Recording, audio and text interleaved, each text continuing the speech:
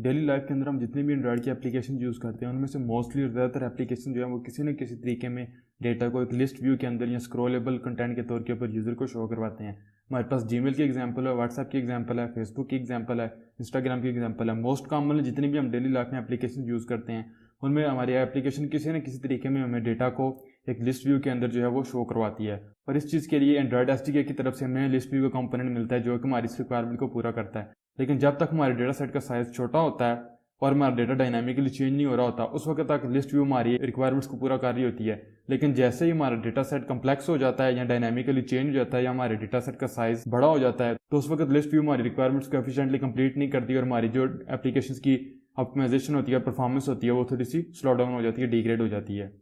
अस्सलाम वालेकुम, my name is Saifullah, you are watching my channel U for universe and in this video and all the upcoming videos we will learn about recycler view.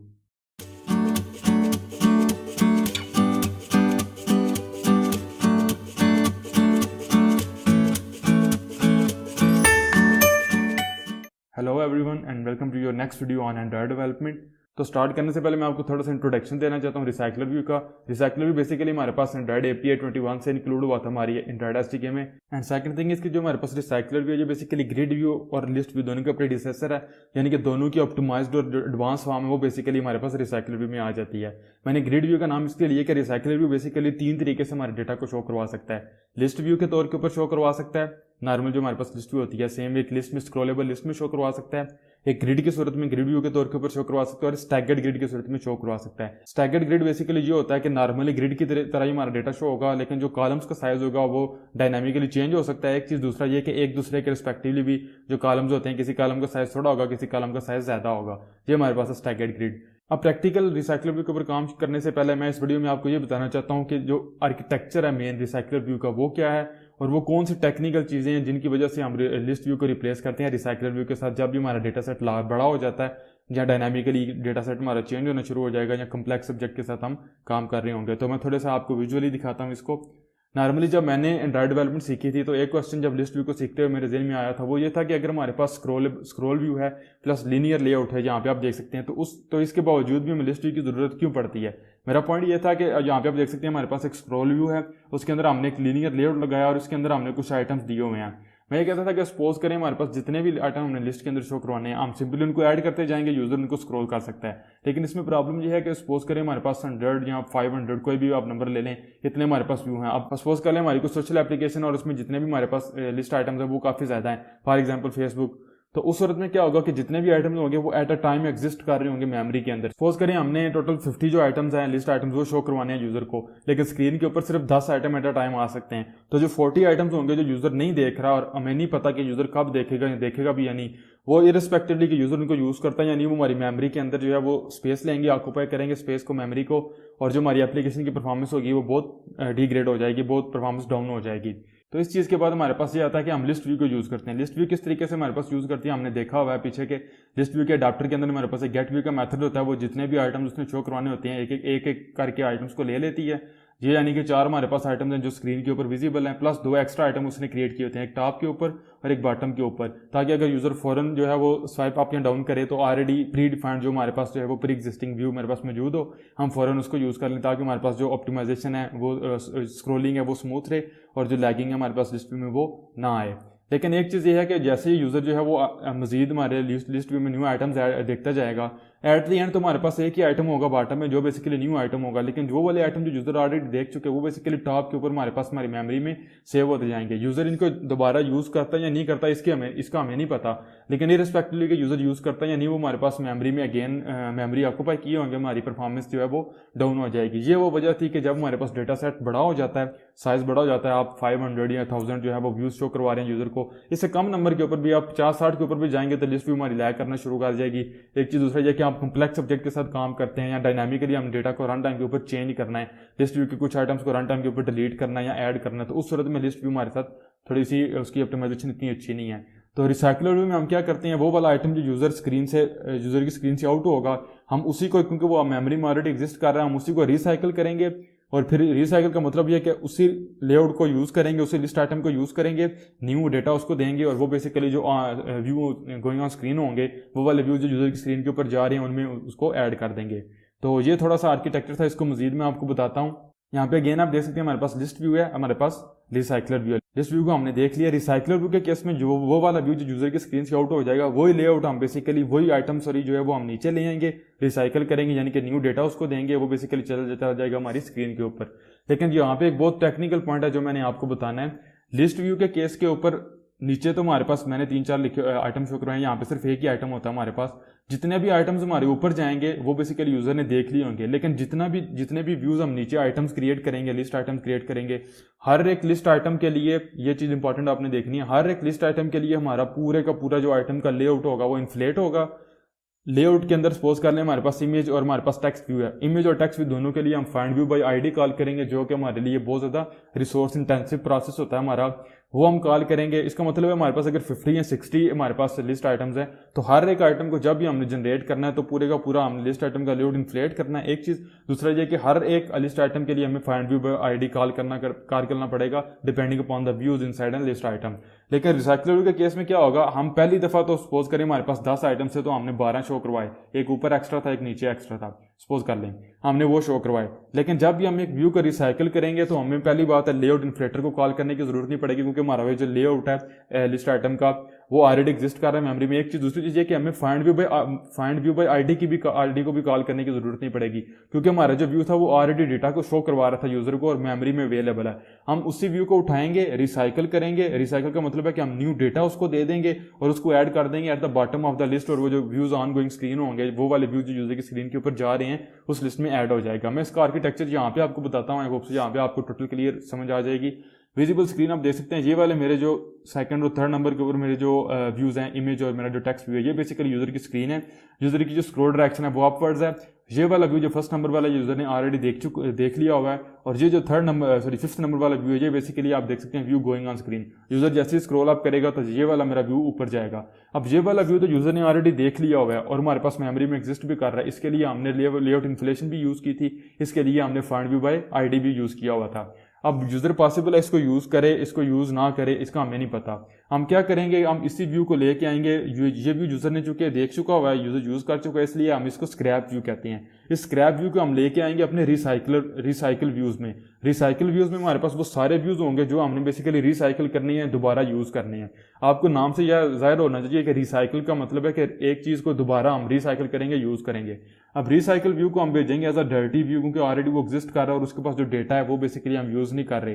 तो recycle view को जो already exist कर रहा है memory में, तो dirty view हम भेजेंगे अपने डेटा बाइंडर के पास। डेटा बाइंडिंग में क्या होगा कि जो हमारे पास एग्जिस्टिंग हमारा लिस्ट आइटम व्यू था, उसके ऊपर लिस्ट आइटम के ऊपर हम न्यू डेटा सेट करेंगे और उसको हम ऐड कर देंगे उस रे के अंदर या उस लिस्ट के अंदर वो वाले व्यूज जो गोइंग ऑन स्क्रीन है, जो यूजर की स्क्रीन के ऊपर जा रहे हैं। तो यही वाला मेरा जो व्यू था, जो स्क्रैप व्यू था, उसको हम रिसाइकल व्यू की मदद से ऐड करेंगे रिसाइकलर व्यूज में। उसके बाद हम उसको as a dirty view send करेंगे डेटा बाइंडर को, उसके ऊपर न्यू डेटा सेट होगा और वही बेसिकली हमारा यहाँ पे शो हो जाएगा। अब सपोज करें यूजर की जो स्क्रॉल डायरेक्शन है वो डाउनवर्ड हो जाती है, तो वो वाला व्यू जो बेसिकली हमारी स्क्रीन से आउट होगा, तो उसको बेसिकली हम ये करेंगे, अगेन भेजेंगे रिसाइकलर व्यूज में, फिर उसको डर्टी व्यू के तौर पर भेजेंगे डेटा बाइंडिंग में, न्यू डेटा सेट होगा, वो हमारा टॉप ऑफ द लिस्ट जो है वो शो होना शुरू हो जाएगा।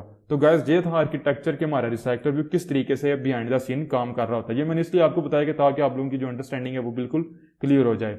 एक चीज अभी दूसरा ये कि अभी चाहते हैं अपने एंड्रॉइड स्टूडियो के ऊपर, यहाँ पे मेरे पास मेरा डेमो प्रोजेक्ट है डेटा प्रोवाइडर, इसको मैं रन करता हूँ और मैं आपको अपनी जो डेमो एप्लीकेशन जिसके साथ हम काम करेंगे वो रन करके दिखाता हूँ।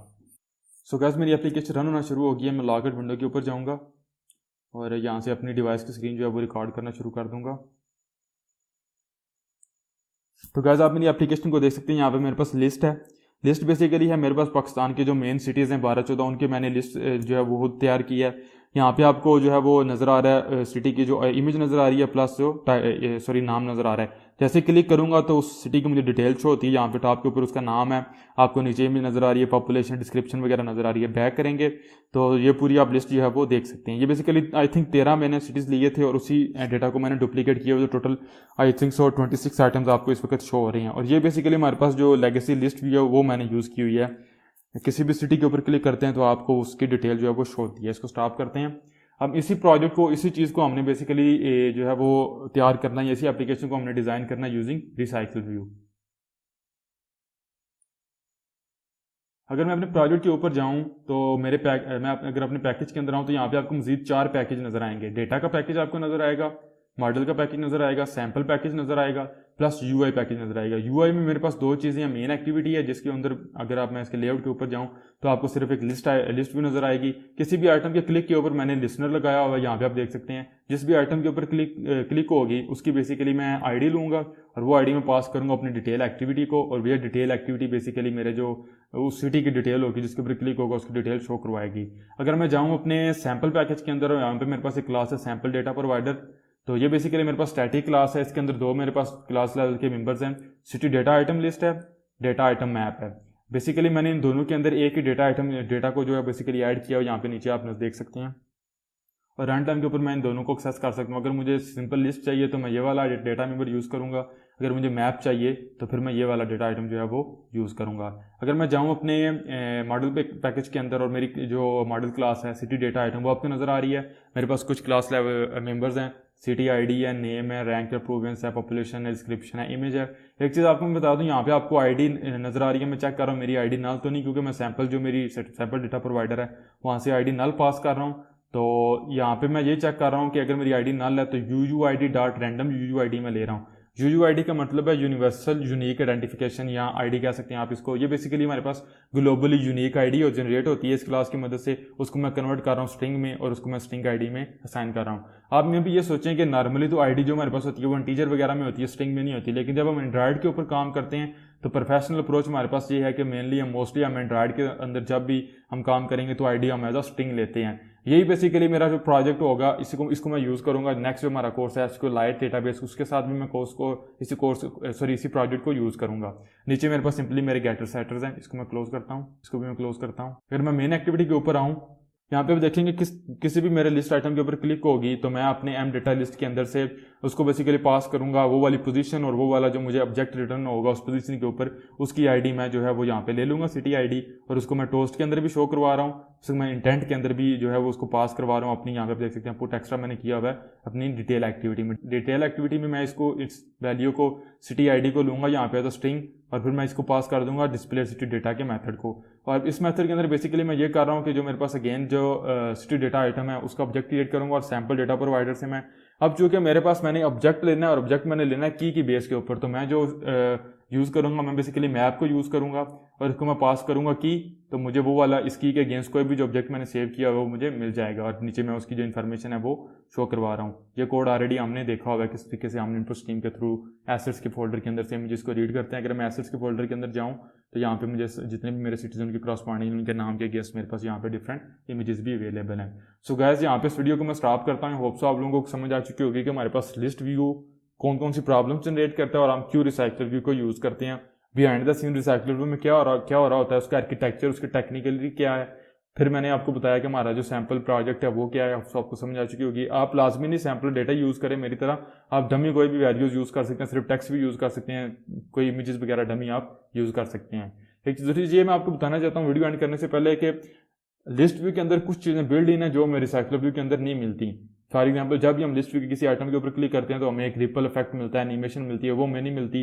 डिफरेंट जो हमारे लिस्ट आइटम्स होते हैं लिस्ट व्यू के अंदर वो सेपरेट हो रहे होते हैं एक लाइन के साथ, वो हमें नहीं मिलते। इसको डिटेल में इंशाल्लाह नेक्स्ट वीडियो में देखेंगे। सो गाइस अगर आपने मेरे चैनल को सब्सक्राइब नहीं किया हुआ तो चैनल को सब्सक्राइब कीजिए। अगर ऑलरेडी आपने किया हुआ है तो वीडियो को लाइक कीजिएगा, शेयर कीजिएगा। कोई भी क्वेश्चन हो you can ask me in the comments any time. And thanks for watching and see you guys in the next video.